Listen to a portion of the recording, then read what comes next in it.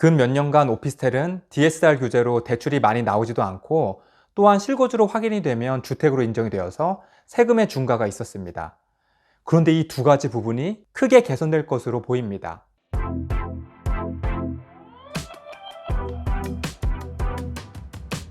정부가 지난달 말에 내수 활성화 대책을 발표하였는데 그중에서 오피스텔 관련해서 규제를 완화해 준다는 내용이 발표되었어요. 어떠한 내용이 있는지 살펴보겠습니다.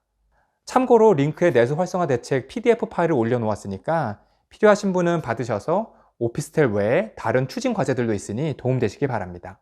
2017년에서 2020년 동안에 주택에 대한 많은 규제 중에서 취득세, 보유세, 양도세 중과로 인한 세부 부담이 높아졌고 대출도 LTV가 70%에서 40%로 낮아지면서 투자 목적뿐 아니라 실수요자도 주택 구입에 어려움이 있었습니다.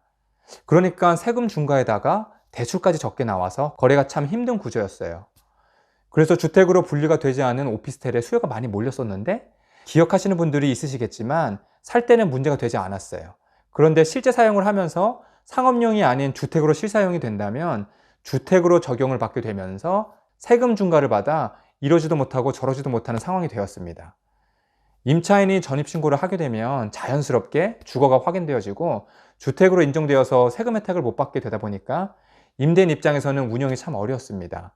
그래서 임대인이 사업자와의 계약을 더 원하거나 전입신고를 안 해도 되는 임차인의 경우에는 월세를 조금 깎아주기도 하는 경우도 있더라고요.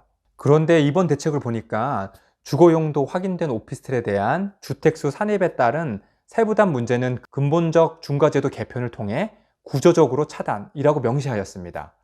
근본적으로 구조적으로 차단한다는 의미에서 주택법상 주택으로 분류가 되지 않은 오피스텔이 실주택으로 사용되고 있다 하더라도 주택에서 빠질 수 있다는 의미로 보여집니다. 그렇게 되면 세금이 완화되는 효과가 있어서 당장 보유세에서부터 작게나마 혜택이 있겠고 팔 때에도 양도세도 완화가 된 기준이 적용될 수 있을 것 같습니다. 이게 거래 활성화로 이어질 수도 있겠네요. 파는 입장에서나 사는 입장에서 세금이 줄어든다면 그만큼의 이익만큼 거래에 직접 반영이 되기 때문에 영향이 갈 것 같습니다. 그리고 또 하나는 DSR 규제도 완화될 것으로 보여 대출도 잘 나올 수 있을 것 같아요.